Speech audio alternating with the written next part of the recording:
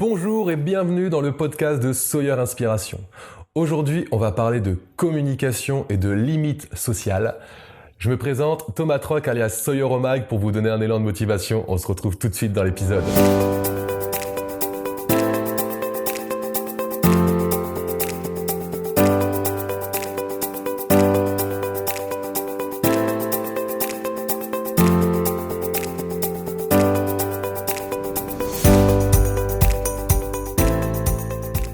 Aujourd'hui, j'avais envie de vous parler de communication et plus précisément de limites sociales.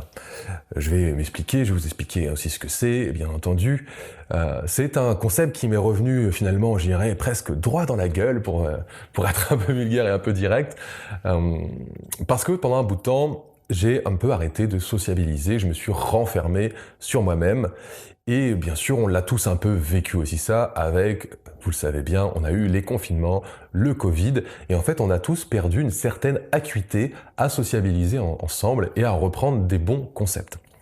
Donc le concept de limite sociale, c'est un ami qui me l'a remis bien dans le nez il y a pas très longtemps, mais c'était pour la bonne cause, parce que ça m'a permis de réajuster et de pouvoir aussi en parler là aujourd'hui. Donc les limites sociales, qu'est-ce que c'est ? On sait qu'on a plusieurs cercles plusieurs groupes sociaux dans notre vie. On a la famille, on a des amis très proches, on a notre couple, on a des amis plus éloignés, on a des connaissances, on a les gens dans la rue, on a les gens qu'on croise au sport, on a les gens du travail. Tout ça crée des groupes, différents groupes, et ce sont des groupes sociaux. Ça, je pense que là-dessus, on est d'accord. Et tous ces groupes vont pas avoir un même degré d'intimité. Quand je parle de limite sociale, on va parler finalement d'intimité personnelle. Je m'explique.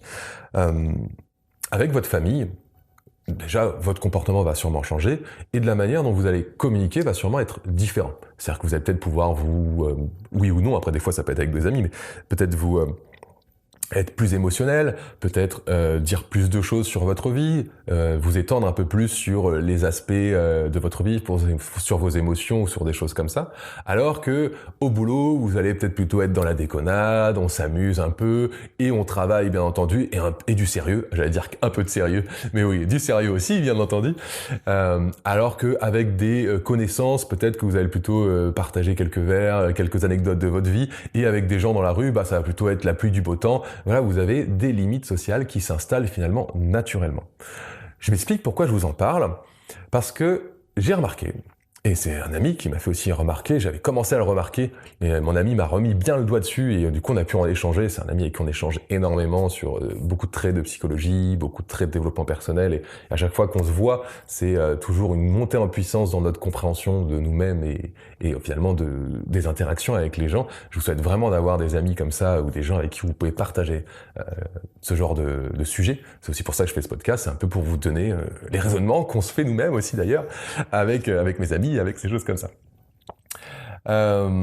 Pour vous parler finalement des limites sociales et de ce que j'étais en train de dire, j'ai été coupé par une petite notification, ce qui est un peu embêtant. Je disais, voilà, avec cet ami, il m'a remis le doigt dessus parce que finalement, c'est plus un pourquoi quand je vous dis le Covid, tout ça. Moi, j'ai aussi un travail qui s'est fait beaucoup en télétravail. J'étais très seul derrière mon ordinateur. Et du coup, tout ça fait que finalement, on perd un petit peu cette capacité à sociabiliser. Au-delà de ça, si on peut rajouter, j'avais aussi un besoin un petit peu d'être reconnu. C'est comme si, pour moi, c'était ce que je faisais qui reconnaissait la valeur que j'avais. On pourra en parler dans un autre épisode, c'est hyper intéressant. Si j'oublie pas, je vous le ferai très bientôt.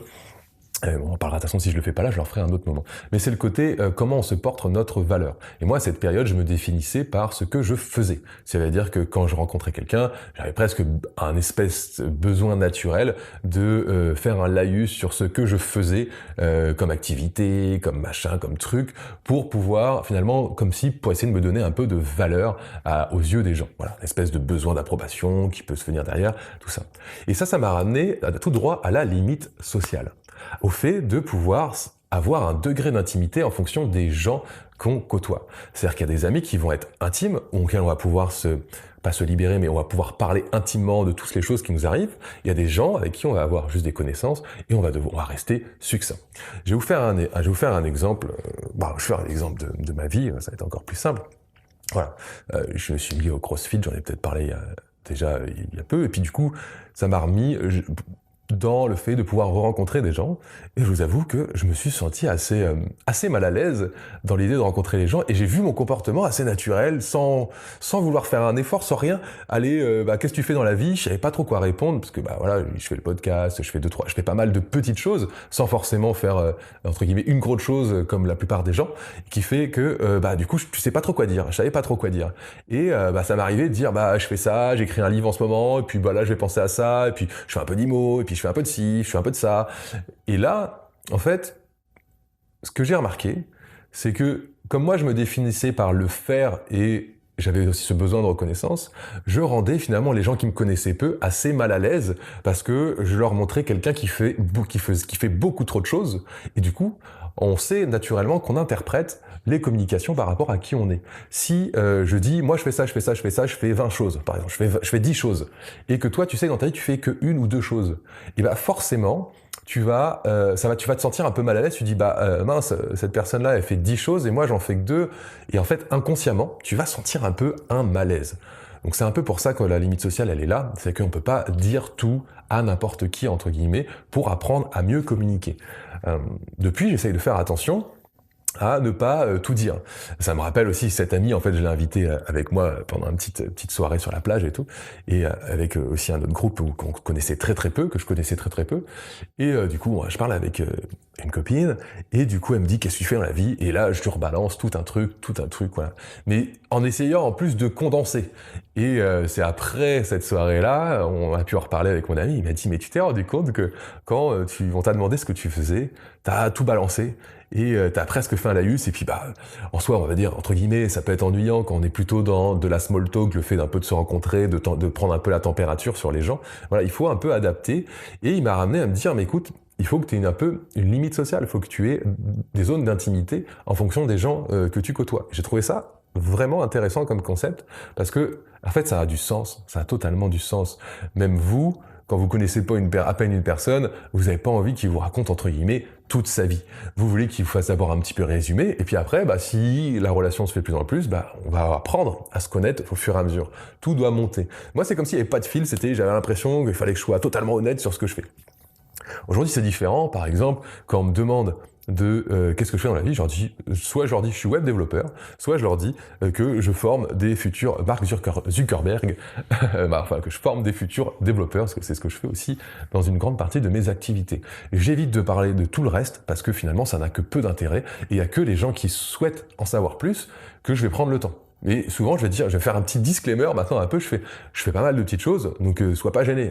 Par exemple, j'ai écrit un livre il y a pas longtemps, qu'on est en train de faire des corrections et tout, je fais un petit podcast, que vous pouvez voir là, j'ai toutes ces activités, et tout ça en fait fait que les gens se sentent des fois un petit peu, mince, moi j'ai qu'un travail, et je fais pas toutes ces choses-là.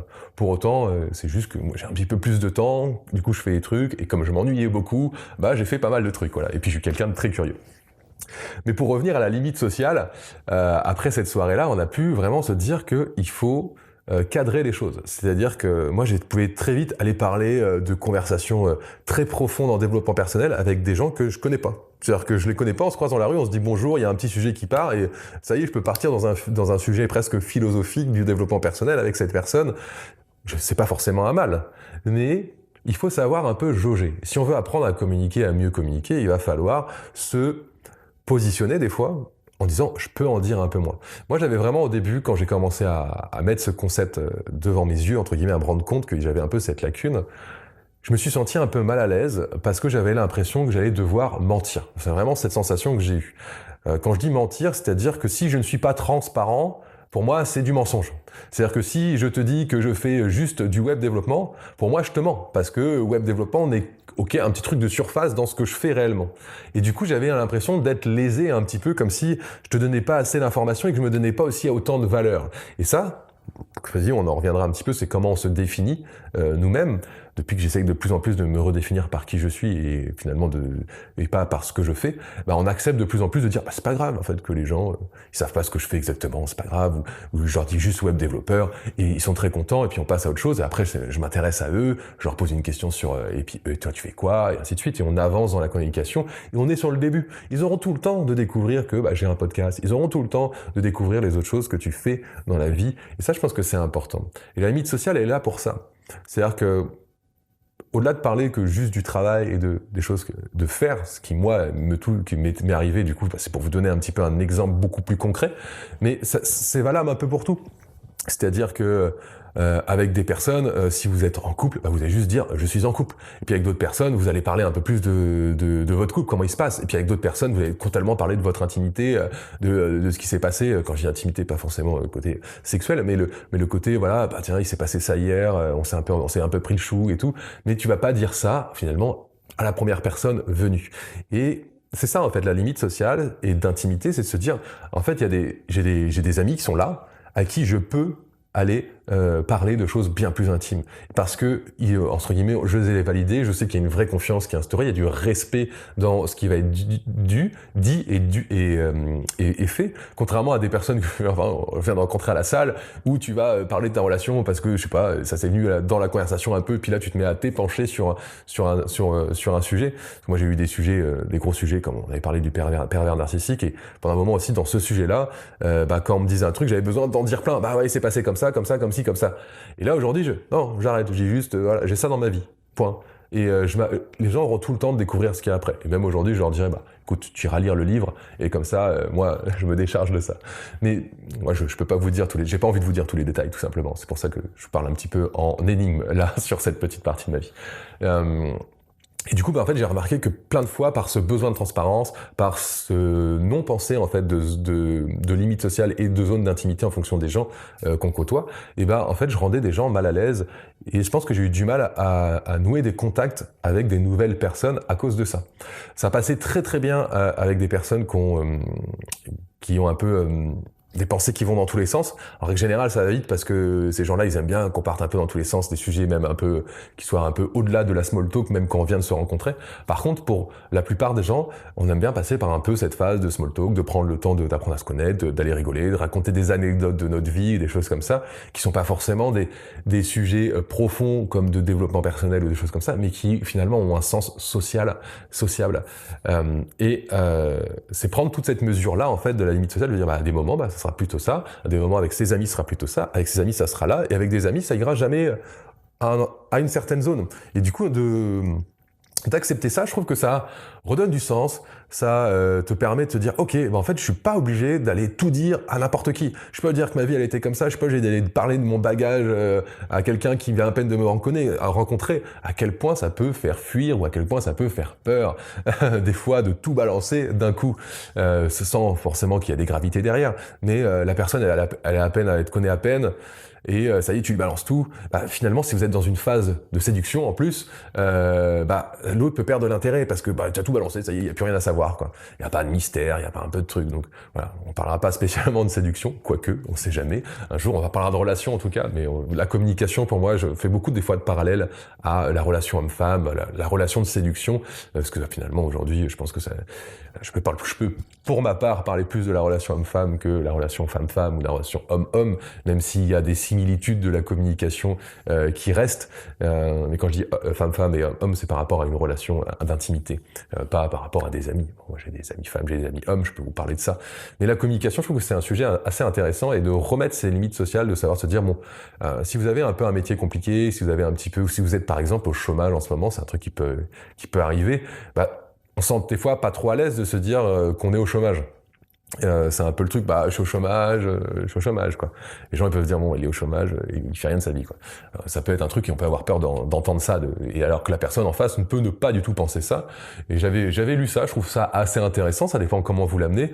Ça peut être, en ce moment je suis dans une recherche d'une nouvelle vie professionnelle. Voilà, j'ai des pistes donc que je recherche en ce moment, quoi. Et ça peut être d'amener quelque chose qui va donner un peu de. Si vous dites que vous êtes au chômage, vous donnez une certaine image. Par contre, si vous dites je suis en recherche, en ce moment je m'intéresse au domaine du web et je vais me former là-dessus, c'est différent que de se dire juste je suis au chômage. Voilà. En tout cas, c'est plus intéressant de dire ça si vous êtes dans une relation et que cette personne va vous rencontrer, que de dire juste je suis au chômage, qui peut imaginer, si vous cherchez à faire une relation amoureuse, se dire l'autre est juste au chômage, je sais pas trop ce qu'il fait, je le connais pas, il est déjà au chômage. Ça peut être un peu un point. Je dis toujours qu'en séduction, ce sont que des points, et plus on a des points négatifs, plus on descend, plus on a des points positifs, plus on monte. C'est qu'une histoire de balance dans tous les cas. Il faut Il faut voir ça comme un seau qu'il faut remplir avec de points positifs pour éventuellement avancer dans la relation. Et quand je dis des points positifs, ça ne fait juste par rapport à votre personnalité, ou des fois juste la manière dont vous allez communiquer, poser les mots et expliquer les choses.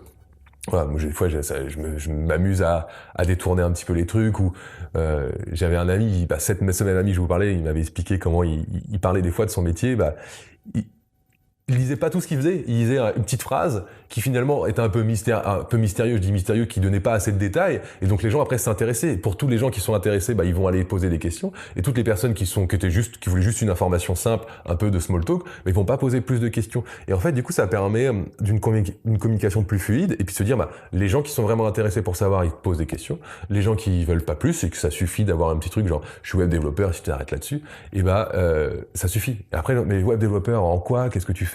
Là, tu vois que c'est quelqu'un qui va commencer à vouloir un peu plus en savoir sur toi. Bon, même si web développeur n'est pas forcément quelque chose de très mystérieux. Mais si tu dis, j'ai refait, qu'est-ce qu'on pourrait dire? Non, j'ai pas d'idée là comme ça.